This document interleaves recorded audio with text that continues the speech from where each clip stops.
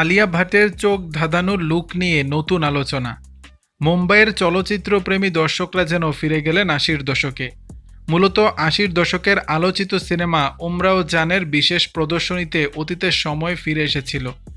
বলিউডের জনপ্রিয় তারকাদের অনেকেই হাজির হয়েছিলেন রেখা অভিনীত উমরাও জান সিনেমার বিশেষ প্রদর্শনীতে। হাল আমলের অনেক নায়িকাও সেখানে ছিলেন। অনেকেই রেখার আইকনিক লুক অনুসারে নিজেকে সাজাতে চেয়েছেন, তবে সবাইকে পেছনে ফেলে এখন আলোচনা চলছে আলিয়া ভাটকে নিয়ে। কারণ সেখানে আলিয়া হাজির হয়েছিলেন রেখার সিলসিলা লুকে। বলিউড হাঙ্গামা থেকে জানা যায়, আলিয়া রেখার আইকনিক চরিত্রের প্রতি শ্রদ্ধা জানিয়ে পরেছিলেন হালকা বেবি পিঙ্ক রঙের শাড়ি পরে। বলিউড হাঙ্গামা থেকে জানা যায়, আলিয়া রেখার আইকনিক চরিত্রের প্রতি শ্রদ্ধা জানিয়ে পরেছিলেন হালকা বেবি পিঙ্ক রঙের শাড়ি।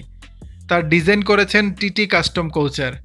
স্টাইলিস্ট রিয়া কাপুরের তত্ত্বাবধানে আলিয়ার এই রূপ একসঙ্গে পরিপাটি, অনবদ্য এবং নজরকাড়া। শাড়ির সঙ্গে মিলিয়ে তিনি পরেছিলেন হাই নেক ডিজাইনের ব্লাউজ, হালকা মেকআপ, খোলা চুল এবং রূপা আর মুক্তার কানের দুল, যা ছিল রেখার সেই বিখ্যাত সিলসিলা লুকের আধুনিক সংস্করণ।